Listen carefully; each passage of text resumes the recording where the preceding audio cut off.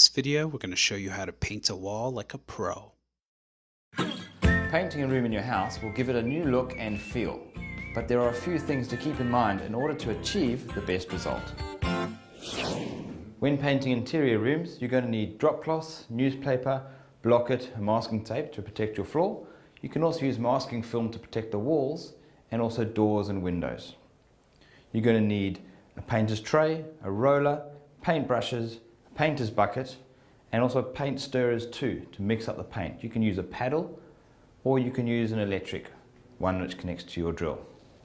In addition, you will also need your undercoat and your final coat, and not to mention something to clean the tools with. For those hard to reach places, use a step ladder or an extended pole for your roller brush. Not to forget your safety equipment, gloves, overalls and safety goggles. Remember to prepare your walls as we showed you in the episode on preparing surfaces. Sugar soap the walls, fill in any cracks and rough surfaces, and also sand it down so it's nice and smooth. Then you can move on to the next step. To protect your floors, you're going to use a drop sheet or a drop cloth, but normally when it pushes right up against the wall, it gets in the way of the paintbrush. So what I like to do is actually just put down some newspaper and then some masking tape, so it allows it to seal right up against the wall, and then bring the drop cloth over on top of that.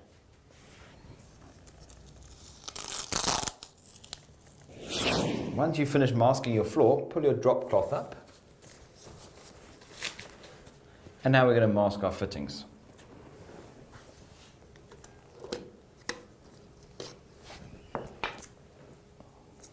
Basically, you're going to get paint going everywhere when you're painting your room. So try and cover up as much of the stuff you don't want paint on. You can fill in the rest with some newspaper or just carry on with more tape.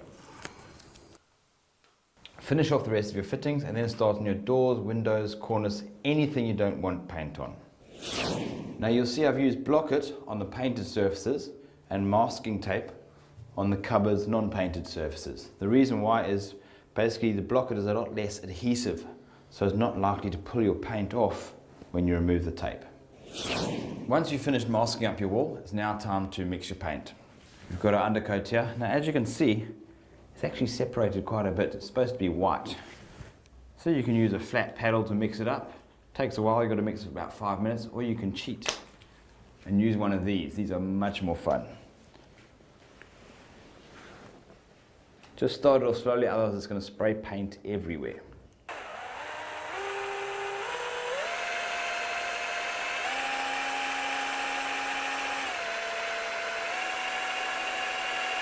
There you can see the paint mixing. Just continue for a good few minutes until it's completely all white and well mixed in.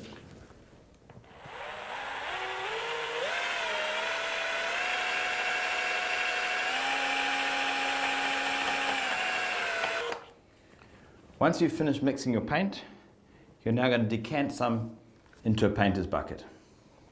I'm just going to get rid of this, put that into a bucket of water and wash it out just now.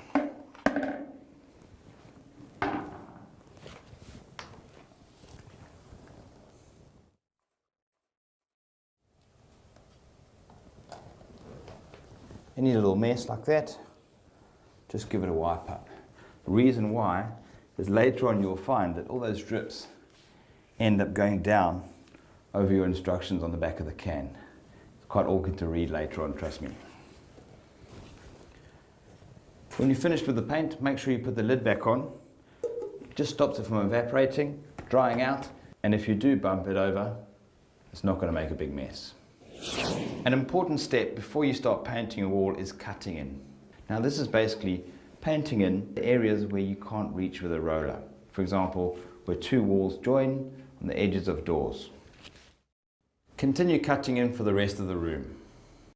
Once you finish cutting in, you can either wash your brush out or you can wrap it in some plastic or some cling film so it's ready to use again a bit later on. Now that we've cut in, we're now going to apply the paint with our roller. Now remember, always start off with a W pattern. You'll see why now, then spread the paint in between. Always work from right to left. And don't forget, this is quite messy. You get a lot of paint spatter. So wear a cap and some goggles. Roll your wall right to left and reverse if you are left-handed. That way you're less likely to accidentally touch and mess up the painted surface with your hand or elbow. Be sure to overlap each stroke so that you get a nice, even pattern.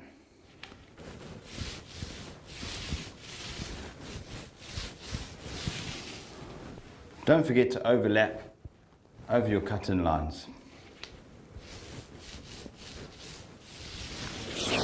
One layer of undercoat may be sufficient depending on what paint you're going to be putting on top. If you had a dark base underneath beforehand, you may need to apply 2 coats of undercoat, especially if you're going for a lighter shade on top.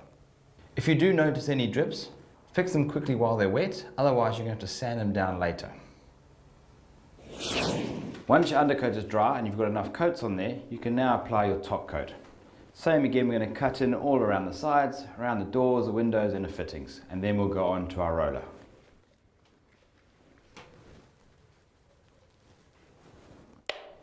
If your final coat is going to be a deep dark colour, it's a good idea to use a tint in your undercoat to get it a bit more closer to the final colour.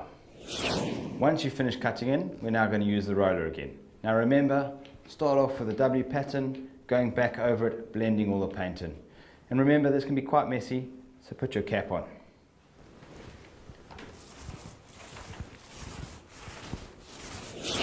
When you finish your first coat, wait for it to dry before you apply the second coat, and then check afterwards if you need a third. A good tip to find out if there's any places that you've missed when rolling on a wall is to use a torch or a bright light. It will highlight the dry and wet spots. Once your paint is dry, it's now time to pull off all your masking tape. But before you just rip it all off, be very careful, put it off gently, and where you see places where the paint has actually been peeled off as well, just take a knife and just score that edge, and then you can carry on pulling it off. Any bits which need to be touched up can be done afterwards. Once you've finished removing the masking from the ceilings and the doors and windows, don't forget your light fittings, and then lastly, do your floor and move the drop cloth away at the end. That way any dirt that falls down is not going to go onto the carpet. And there you have it, a beautiful white wall that will brighten up any room. If all this sounds overwhelming, or you just don't have the time and would like someone to come paint the room for you, just call 877-866-8001 and we will connect you to a top-rated professional painter in your area.